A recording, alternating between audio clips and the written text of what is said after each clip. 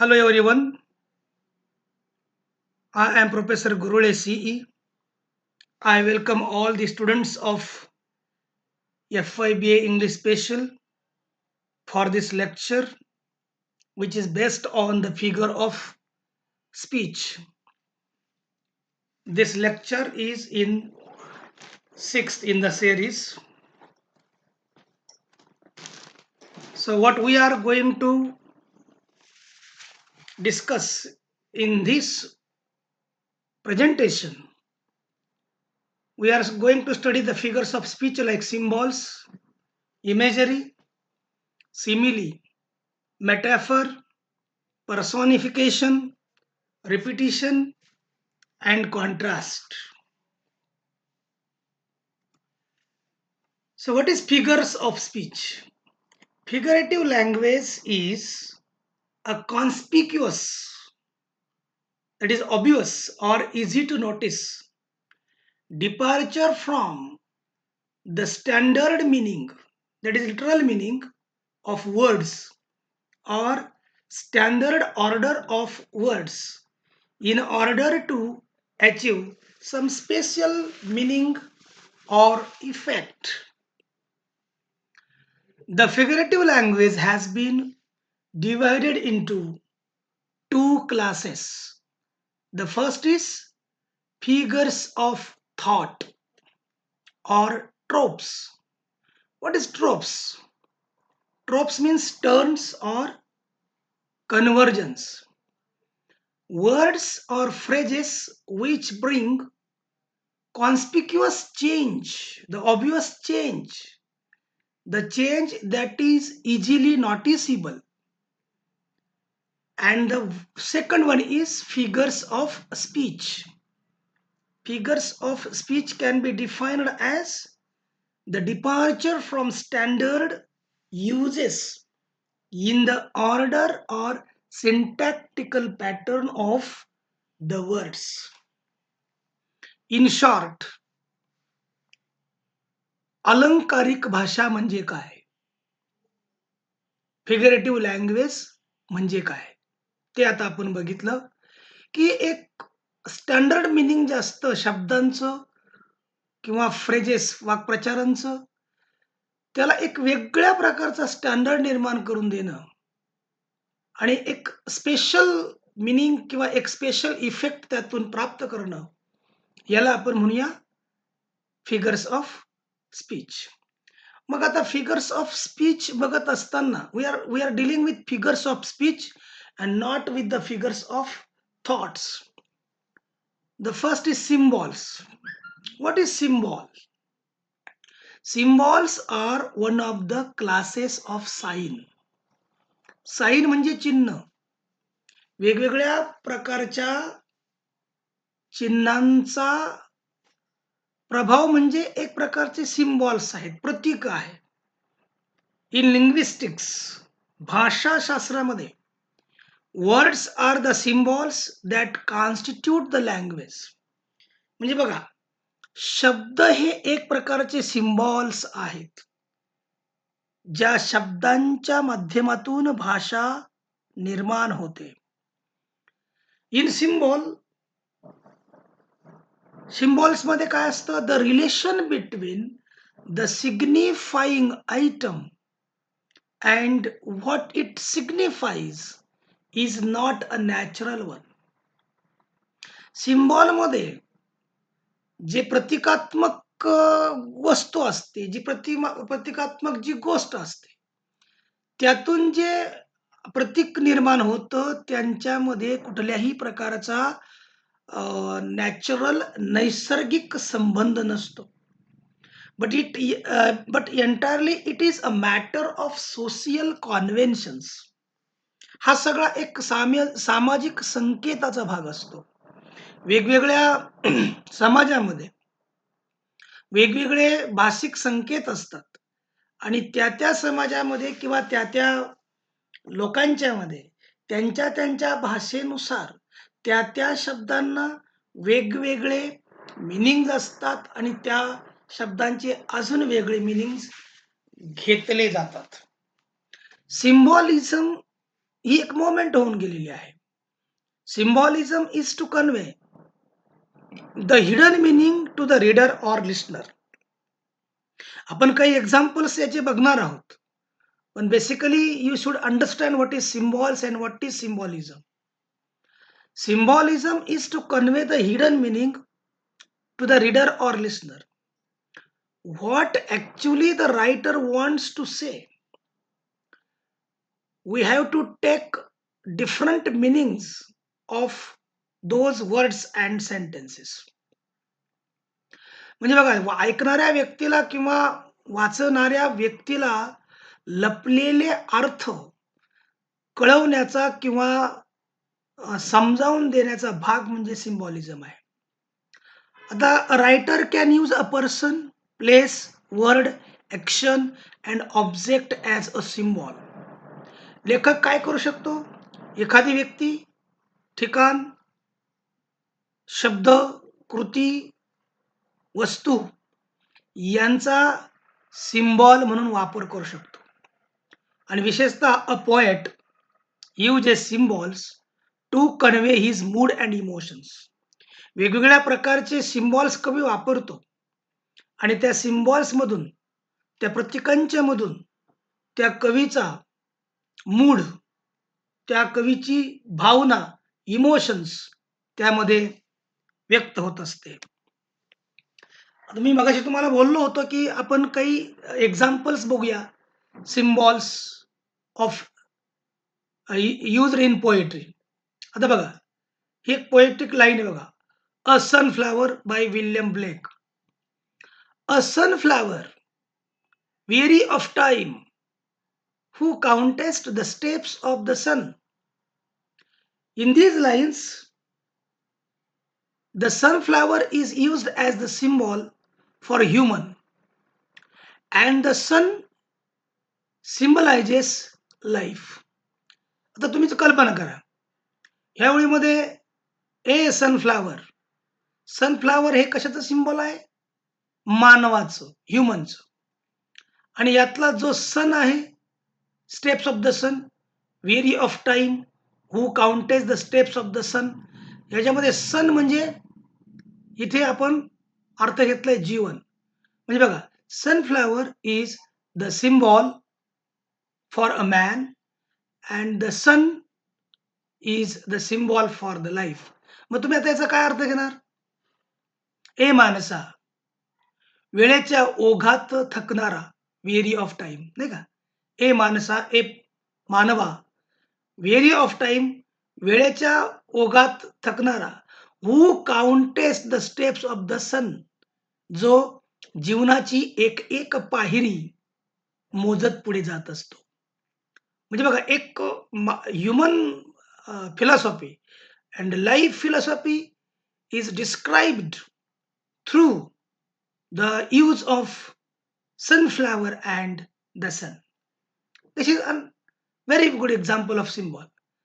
The rain नावाची poem आहे बघा. The rain by William H Davies. काय म्हणतोय बघा तो? I hear leaves drinking rain. I hear rich leaves on top, giving the poor beneath drop after drop. tis a sweet noise to hear these green leaves drinking near. या संपूर्ण ज्या poetic lines आहेत, याच्यामध्ये एक सुंदर symbol वापरलेला आहे. तो आपण समजून घेऊया. So in this poem, rain is a symbol to show the class difference in society. म्हणजे आपण जेव्हा जे ओरिजिनल टेक्स्ट आहे ते जेव्हा आपण वाचतो, तेव्हा त्याचा कुठे आपल्याला अर्थ लागतच नाही. पण जेव्हा आपण सिम्बॉलिकली त्याचा अर्थ घेण्याचा प्रयत्न करतो, तेव्हा आपल्याला कळतं की खऱ्या अर्थानं कवीला नेमकं काय म्हणायचं होतं.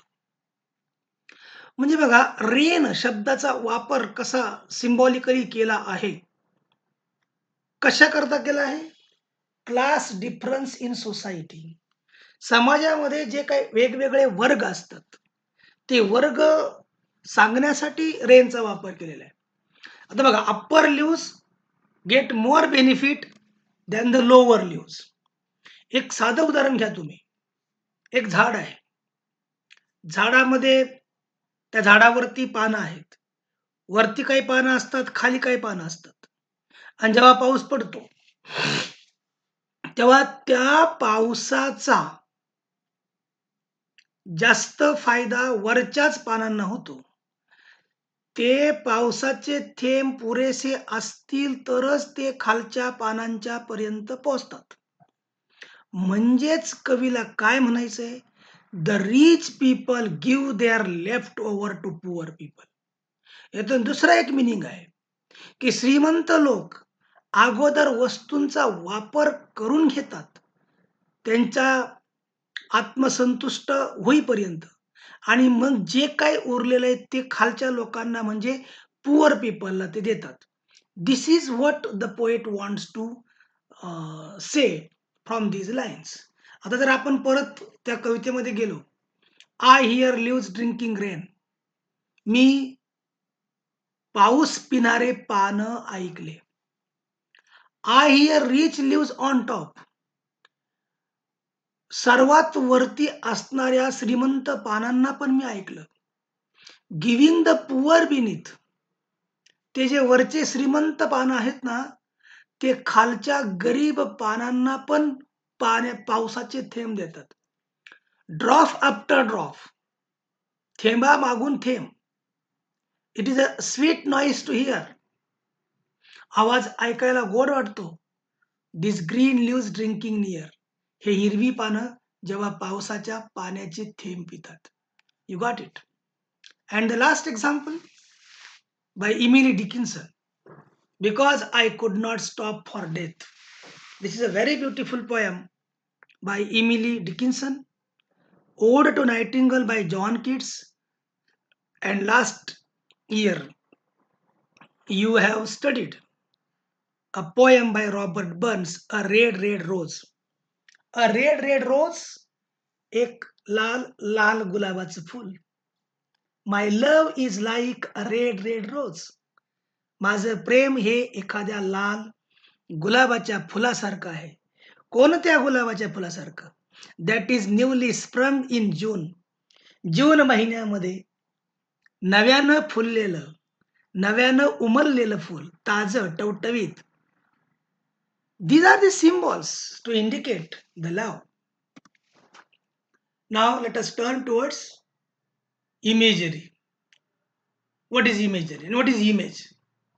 Image is a mental picture experienced by the reader. वाचकानं अनुभवलेलं एक मानसिक चित्र म्हणजे इमेज असतं, प्रतिमा असते. For example, the poet C. D. Lewis defined an image in his poetic thing. C. D. Lewis यानं इमेजची व्याख्या सांगितलेली आहे. तो काय म्हणतो? Image as a picture made out of words. शब्दांच्या मधून निर्माण होणारं चित्र. A poem may itself be an image composed from a multiplicity of images. म्हणजे एखादी संपूर्ण कविता सुद्धा वेगवेगळ्या प्रकारच्या इमेजेसचा वापर करून निर्माण केलेली एक इमेज असू शकते.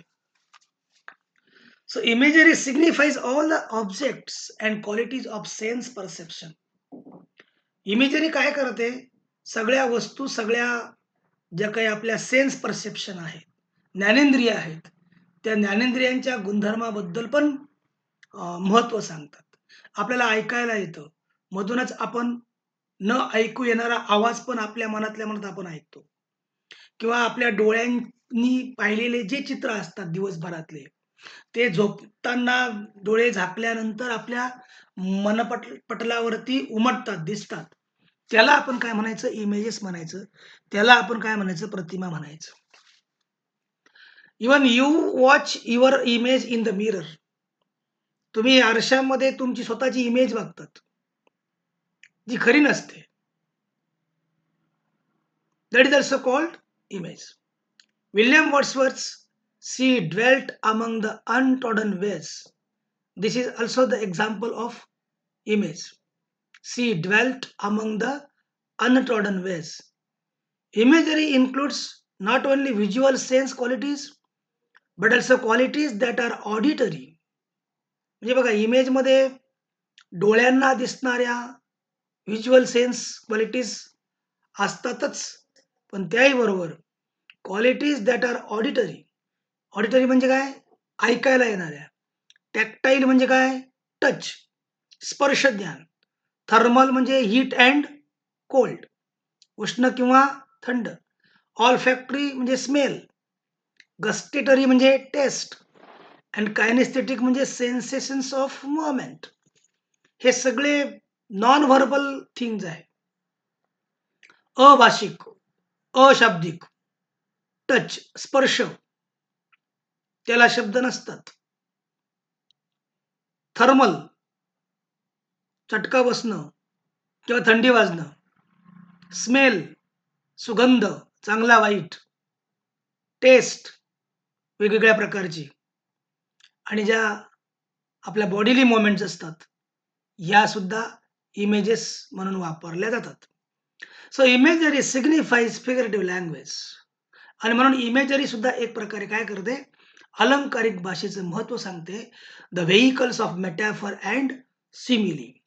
इमेजेसचा वापर विशेषतः रूपक आणि उपमा भाषा अलंकाराच्या मध्ये केलेला असतो. म्हणून आपण सिमिली म्हणजे काय ते बघूया.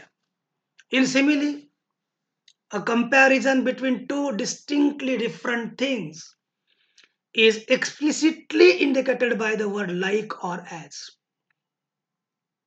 सिमिलीमध्ये दोन पूर्ण वेगवेगळ्या गोष्टींच्या मध्ये लाईक किंवा ॲज हा शब्द वापरून तुलना केलेली असते. तुम्हाला उदाहरण सांगायची गरज नाही, परत ऐका. रॉबर्ट बॉन्डची O my love is like a red red rose. So my love is compared with a red red rose by using the word like. S.T. Coleridge, the rhyme of the ancient mariner, in which icebergs are similar to emerald.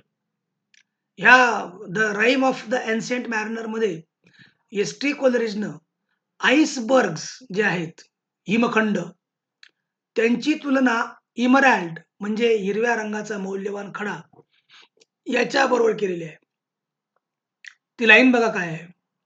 And ice mast high came floating by as green as emerald. या लाईनमध्ये as शब्द वापरलेला बघा. And ice mast हाय, बर्फ, होडीला जो मास्ट असतो, त्याचे वरती काय म्हणूया आपण त्याला, हुड असतं, त्याच्या इतकं उंच, जणू हवेमध्ये तरंगत आहे आणि दिसते कोणासारखं? इमराल्ड, हिरव्या मौल्यवान खड्यासारखं. Now what is metaphor? In metaphor, a word or expression denotes one kind of thing is applied to a distinctly different kind of thing without asserting a comparison. मेटॅफरमध्ये एक प्रकारची वस्तू दुसऱ्या प्रकारसारखी असते, पण त्याच्यामध्ये डायरेक्ट कंपॅरिझन नसते, तुलना नसते. डायरेक्ट त्याला इम्प्लाइड कंपॅरिझन असं आपण म्हणतो. मला वाटतं मी माझ्या मनाचं एक एक्झाम्पल तुम्हाला देऊ इच्छितो. Camel is the ship of dessert असं मी बोललो. Camel is the ship of dessert. उंटाला वाळवंटातील जहाज म्हणतात. याच्यामध्ये जहाज आणि उंट हे पूर्ण दोन वेगवेगळ्या गोष्टी आहेत. त्यांच्यामध्ये मात्र कंपॅरिझन आहे. डायरेक्ट उंटाला जहाज म्हटलेलं आहे. Camel is the ship of desert. मी असं म्हणत नाहीये का camel is like a ship in the desert. Direct comparison आहे. तर अजून काही एक्झाम्पल्स आहे बघा. Ay gazelle, delicate wanderer, drinker of horizons fluid line. याच्यामध्ये गॅझल म्हणजे आफ्रिकन अँटिलोप, म्हणजे आफ्रिकन जातीचं एक प्रकारचं शिंग असणारं हरिण आहे. त्याला डायरेक्ट म्हटलंय डेलिकेट वॉन्डरर आणि drinker of horizons fluid line, क्षितिजावरती चमकणारी जी ओळ असते, मृगजळ, ते पिणारं ते जणू आफ्रिकन हरिण आहे. I.A. Richards introduced the name tenor for the subject I and the name vehicle for the metaphorical term gazelle, wanderer and drinker. म्हणजे जी वरची लाईन आहे तेच मी तुम्हाला समजावून सांगतोय. याच्यामध्ये I and the name vehicle is used for metaphorical term gazelle, wanderer and drinker. म्हणजे डोळा ही वस्तू किंवा हा जो पार्ट आहे ह्युमन बॉडीचा, त्याचा वापर त्या गॅझलची तुलना करण्याकरता केलेली आहे किंवा त्याला वंडर म्हटलेलं आहे किंवा ड्रिंकर म्हटलेलं आहे. मग इम्प्लिसिट मेटाफर म्हणजे काय? The tenor is not specified, it is implied. For example, that reed was too frail to survive the storm of its sorrows. So reed is the vehicle for implicit tenor of human being and storm is the vehicle of tenor sorrows. म्हणजे ह्या लाईनमध्ये read हा शब्द human बिईंगसाठी वापरलेला आहे आणि storm हा शब्द सारोजसाठी वापरलेला आहे. आता हे गृहीत धरून जर आपण ती ओळ परत वाचली, the human being was too frail to survive the storm of its sorrows. मेटाफरचे अनेक प्रकार आहेत. Mixed metaphor, it conjoins two or more obviously diverse metaphoric vehicles. Mixed मेटाफरमध्ये दोन किंवा दोनापेक्षा जास्त स्पष्ट वेगवेगळ्या प्रकारचे रूपकात्मक वाहनं एकत्र केलेले असतात. आता उदाहरणार्थ बघा, Hamlet's expression of his troubled state of mind in his soliloquy. Hamlet नाटकातलं हॅमलेटच्या मानसिक त्रासाचं वर्णन एका स्वगतामध्ये आलेलं आहे, soliloquy. To take arms against a sea of troubles and by opposing end them. This is what we call the mixed metaphor. याच्यामध्ये सी ऑफ ट्रबल्स म्हणजे जसं आपण म्हणतो ना, खवळलेला समुद्र, समुद्राचा त्रास आणि त्या समुद्राच्या त्रासाच्या विरुद्ध उचललेलं शस्त्र, and by opposing end them, आणि त्यांना प्रतिकार करणं. अशा प्रकारचे दोन वेगवेगळ्या गोष्टी सी आणि आर्म्स एकत्र आणण्याचा प्रयत्न झालेला आहे. What is dead metaphor? A dead metaphor is one which has been used so long and become so common that we have ceased to be aware of the discrepancy between vehicle and tenor. The leg of a table, the heart of the matter. So many metaphors are only moribund. Moribund means approaching near the death. Are you a man or a mouse? हा dead metaphor आहे.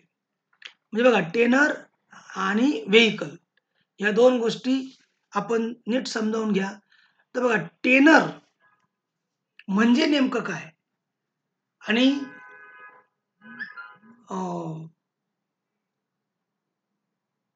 Vehicle म्हणजे काय? इथे आपण परत माघारी येतोय. I Richard introduced the name tenor for the subject. Tenor is the name for the subject I and the name vehicle for the metaphorical term gazelle. म्हणजे गॅझल हे काय आहे? व्हेइकल आहे. म्हणजे आय हा सब्जेक्ट आहे आणि त्यातून जो अर्थ अभिप्रेत आहे तो त्याचा व्हेइकल आहे. म्हणून व्हेइकल आणि टेनर याच्यामधला फरक इथं आपल्याला समजलेला आहे. आता इकडे या. The leg of a table, the heart of the matter. याच्यामध्ये लेग हा शब्द काय आहे? टेनर आहे आणि लेग ऑफ अ टेबल हे त्याचं व्हेइकल आहे. खरं म्हणजे टेबलला लेग नसतो, लेग माणसाला असतो, पण तो टेबलला आहे असं सांगतो. तसंच the heart of the matter. म्हणून this is what we call dead metaphor. Thank you very much.